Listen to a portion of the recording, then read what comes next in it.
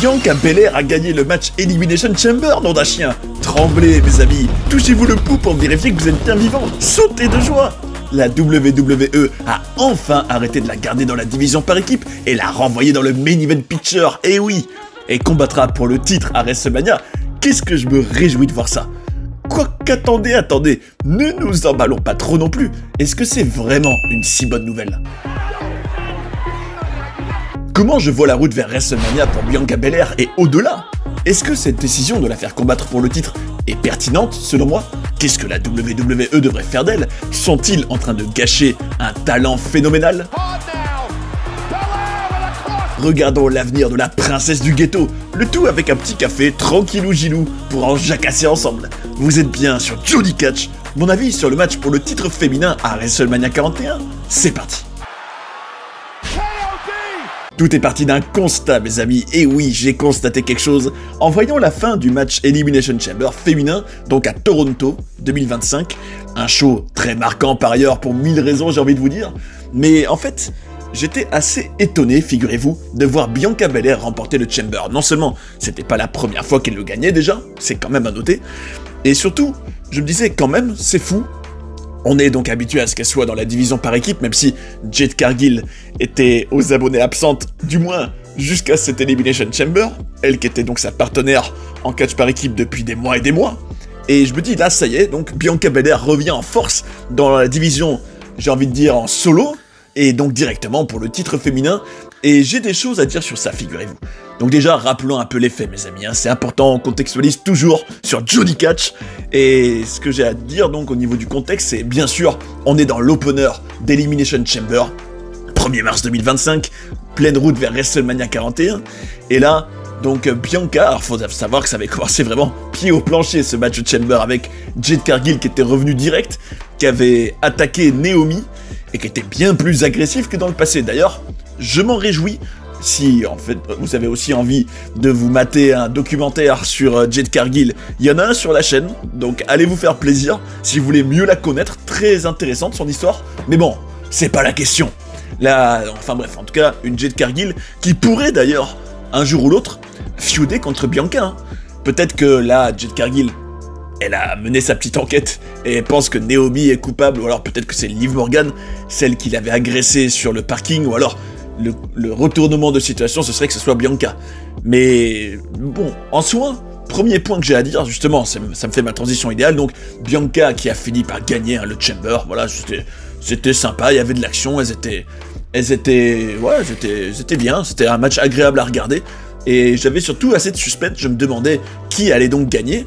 Alors, c'est vrai que ma préférée, c'était quand même Bianca, hein, dans le casting de ce Chamber, mais je me demandais s'ils allaient, alors je sais pas si oser c'est le bon mot, mais en tout cas, refaire le coup de pusher Bianca dans le main event, même si j'ai rien contre ça, au contraire, les plus fidèles de la chaîne se rappelleront que j'avais fait une vidéo, il y a pas si longtemps, d'ailleurs je vous invite à aller la voir, hein, si vous êtes fan de Bianca ou pas, hein, même de Montez-Ford, parce que oui, c'était une vidéo sur Montez-Ford et Bianca, et je trouvais que leur booking laissait à désirer, qu'ils étaient sous-exploités alors que pourtant ils avaient le potentiel pour être un power couple charismatique et surtout avec des titres ou quoi. Enfin, je trouve d'ailleurs que Montez-Ford, à l'heure où on parle, hein, donc quelques jours après Elimination Chamber 2025, est toujours sous-exploité.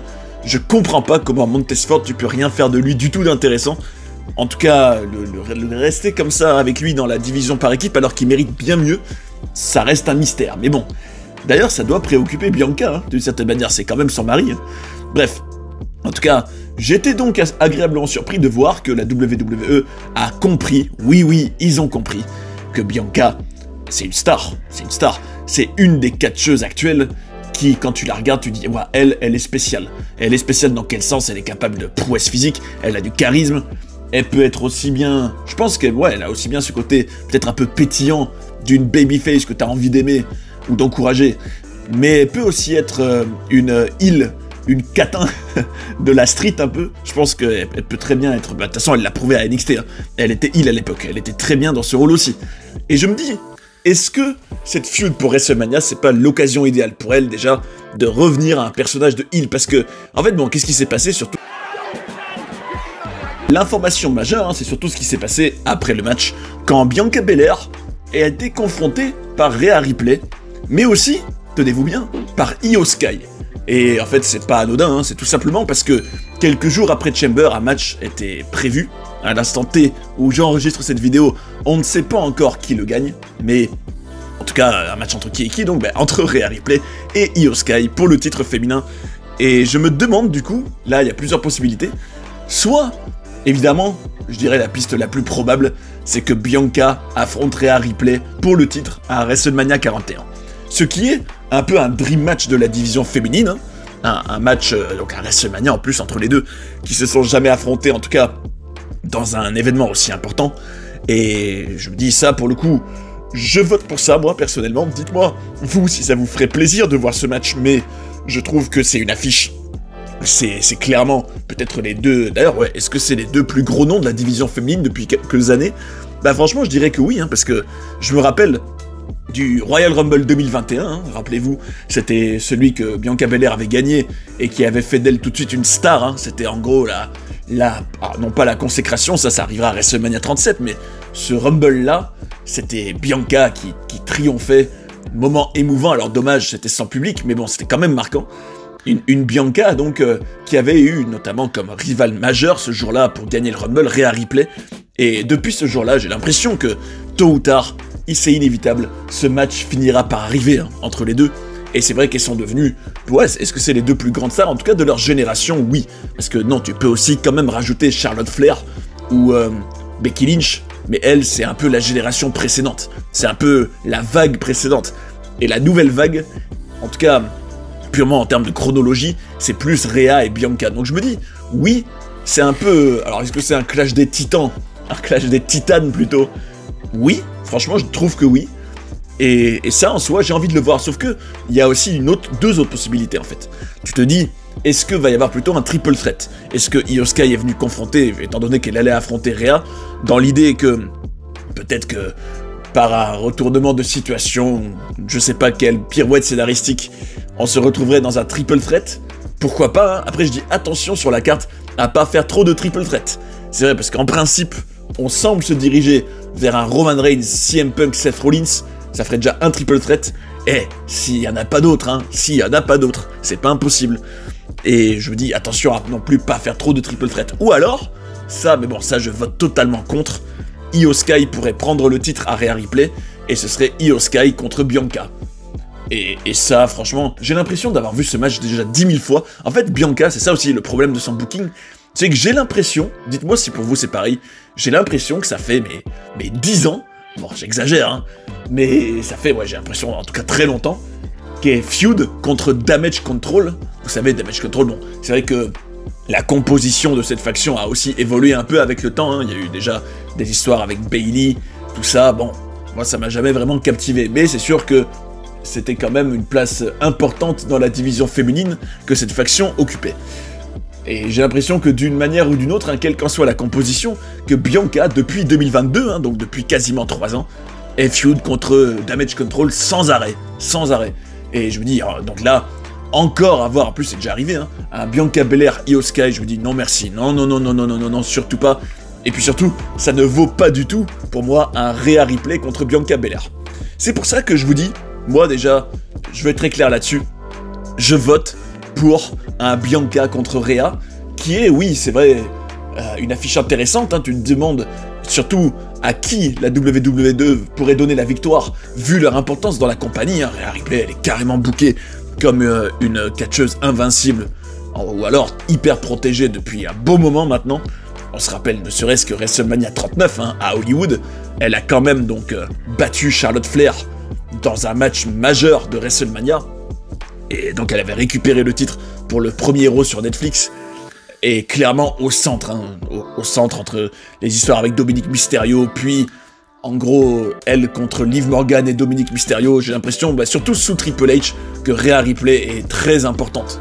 Et il y en a d'ailleurs, j'ai déjà vu des fans sur le web qui ont râlé parfois sur Rhea Ripley, ce qui est pourtant étonnant, hein, comme quoi ça montre bien que tout est dans le booking et l'usage que la WWE fait d'un catcheur ou d'une catcheuse, clairement, hein, parce que pourtant Rhea Ripley semble assez populaire auprès de la communauté web des fans de catch, ou même des fans hardcore de catch, mais il y en a quand même une portion qui commence à être un peu saoulée du fait qu'elle est bookée très très forte.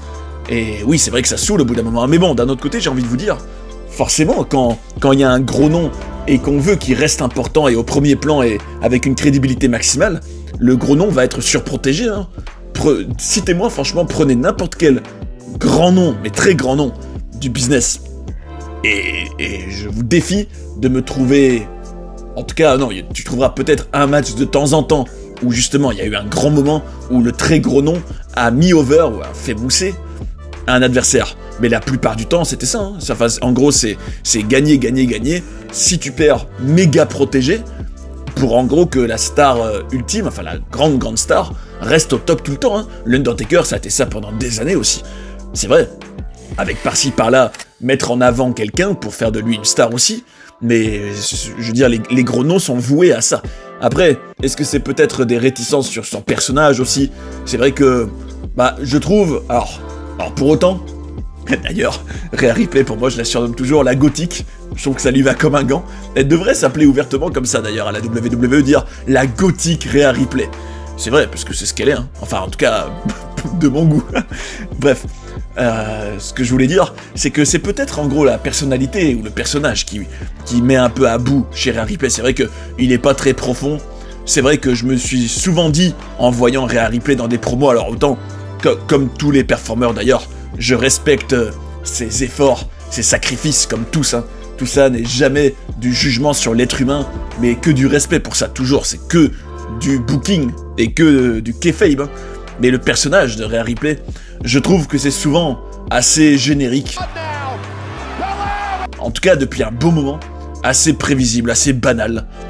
Genre dire, oui, je sais pas moi, on imagine une situation comme c'est déjà arrivé. Oui, Liv Morgan, à ce show, je vais te botter les fesses. Dire ça, c'est vu et revu 1000 fois, y a rien d'original.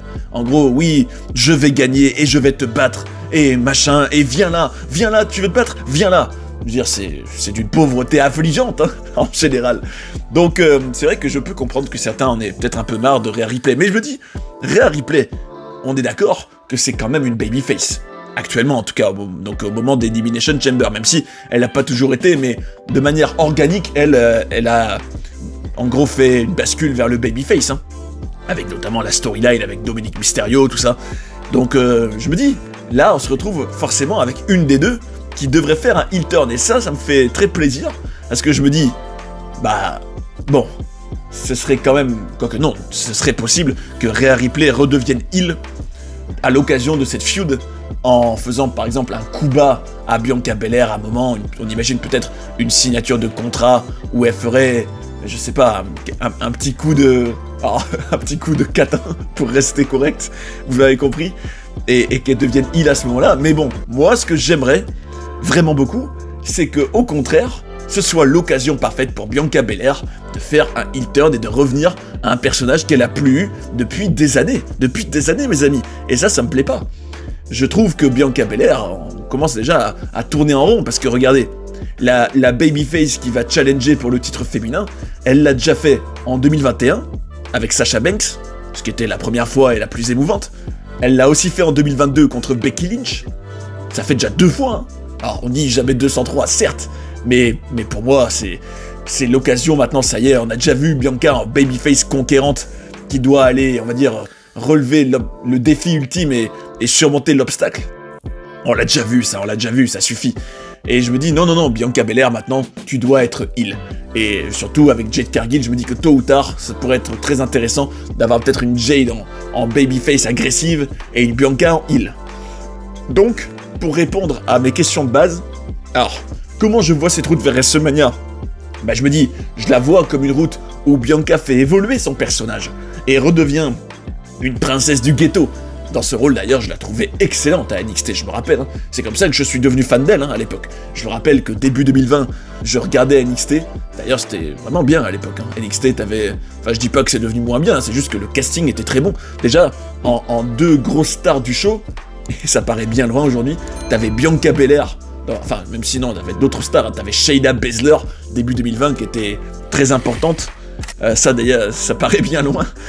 Mais surtout, t'avais Keith Lee, que j'adorais, j'en ai déjà parlé sur la chaîne, d'ailleurs si vous voulez voir le fiasco Keith Lee à la WWE, allez voir ma vidéo dessus, hein.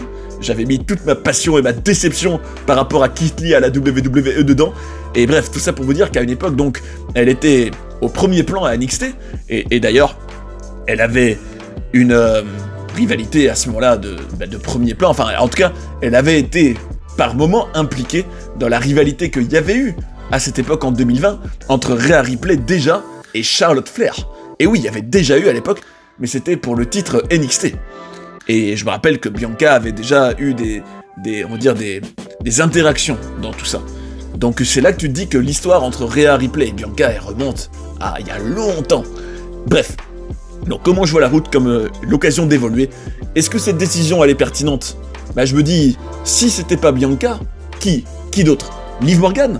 Liv Morgan contre Rhea Ripley, on l'a déjà vu, ça y est, ça a été, alors autant, vous me connaissez, hein, les plus fidèles, vous le savez, moi je suis pas du tout contre une rivalité où t'as plusieurs matchs, même une dizaine de matchs s'il faut, à condition que l'histoire reste intéressante et fraîche, et intéressante, hein, tout simplement, et que les matchs ne se ressemblent pas, enfin, qui racontent, d'ailleurs, mon exemple ultime de ça, c'est Orton-Cena en 2009, hein, où t'as eu plusieurs matchs à la suite, pendant plusieurs mois, mais ils racontaient pas du tout la même histoire, ils étaient très différents les uns des autres, et c'était génial, j'adore de ouf cette rivalité, donc je me dis, je suis pas contre le fait de refaire encore un Liv Morgan Rhea Ripley, mais j'ai quand même l'impression qu'on a fait un peu le tour, hein, depuis, en gros, l'été 2024, en gros, le twist un peu autour de Dominic Mysterio, tout ça, la trahison, tout ça, bon, ça y est, c'est dépassé. Surtout, il y avait eu le premier héros sur Netflix, Rhea qui a pris le titre donc à Liv Morgan.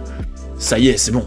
Donc, je me dis, si c'était pas Liv Morgan, franchement, en nom vraiment crédible, alors on pourrait me dire un peu des stars montantes, hein, comme une Roxanne Perez, par exemple, mais je me dis, le pari le plus sûr, c'était de mettre Bianca. Donc, je me dis, cette décision, elle est pertinente.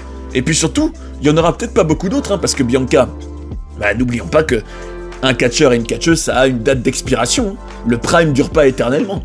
Là, Bianca, depuis 2021, c'est vrai qu'elle est au top dans la division féminine, bookée très forte, pas mal de succès, pas mal de grosses victoires. Elle a quand même gagné un Rumble, des Chambers, elle a gagné le titre plusieurs fois.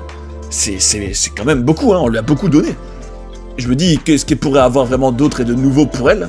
Bah, pas grand-chose, hein. Je me dis, finalement, c'est un peu le destin de toute superstar à la WWE, d'être au top pendant 4-5 ans, peut-être, et à ce moment-là, vraiment gagner beaucoup de choses, être dans les main events, puis après, ce sera l'heure, pour une Bianca Belair, par exemple, de faire mousser peut-être une Jade Cargill,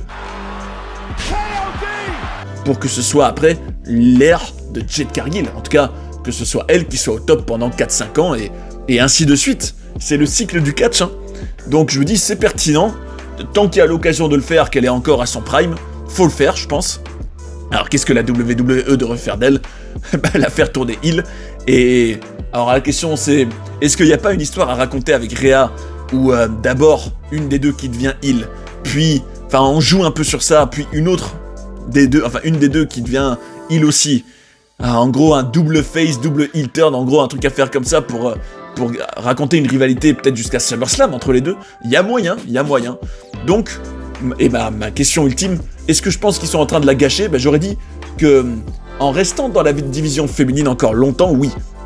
Mais d'un autre côté, avoir eu autant de matchs et de rivalités en tag team avec Jade Cargill pendant toute cette année 2024 quasiment, hein, je me dis, bah, c'est quand même une bonne chose parce que ça aura préparé le terrain pour déjà pour que Jade Cargill prenne une autre dimension, qu'elle devienne importante, qu'elle apprenne aussi les tenants et les aboutissants à la WWE et peut-être pour aboutir à une feud Bianca contre Jade. Bref, mes amis, voilà en gros ce que j'avais à dire sur cette victoire de Bianca Belair à Elimination Chamber.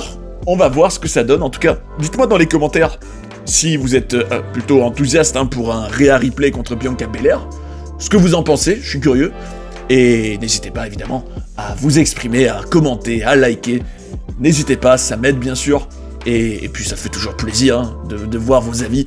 Je suis toujours content, donc surtout là c'est intéressant. Donc allez-y, foncez et dites-moi ce que vous en pensez. Et je vous donne d'ailleurs rendez-vous dans pas très longtemps le 17 mars. Alors qu'est-ce que va y avoir le 17 mars? Une vidéo, alors non pas un documentaire, mais tenez-vous bien, on va dire une sorte de compilation d'anecdotes, en tout cas des histoires vraiment croustillantes et méga intéressantes sur celui qui est le visage de la WWE actuellement. Donc ça peut pas mieux tomber, je vous dis, je trouve. Et donc, de qui je parle? Évidemment, je vous dis Cody Rhodes, bien sûr. Cody Rhodes, donc si vous êtes fan de Cody ou pas, hein, si vous avez juste envie de vous régaler avec des histoires en tout genre, parfois sulfureuses, hein, parce que parfois ça inclut aussi des bêtises de Randy Orton, hein. Eh bien, je vous dis que le 17 mars, vous devez être là, vous le regretterez pas. Vous apprendrez probablement aussi quelques petites anecdotes sur Cody Rhodes, et puis quel catcheur, quel superstar, quel champion Cody Rhodes quand même. C'est vrai que il est au top en ce moment, il est au premier plan, feud avec John Cena en plus, un John Cena heel et tout ça, donc c'est l'occasion de vous faire un petit, comment je pourrais appeler ça, une petite mise à jour, un petit briefing sur Cody Rhodes. Ça fait toujours du bien par où ça passe. Enfin bref, en tout cas mes amis, espérons que quel que soit le match pour le titre féminin que Bianca Belair aura, espérons qu'il soit bien et qu'il mène au heel turn de Bianca Belair. D'ailleurs, si vous avez envie de découvrir des documentaires sur des personnages incroyables ou d'apprendre plein de coulisses et de controverses de la WWE, j'ai tout ce qu'il vous faut ici. J'espère que vous avez passé un bon moment devant cette vidéo et je vous invite à rester sur Johnny Catch pour en voir d'autres. A tout de suite. And that's the bottom line, 'cause Stone Cold said so.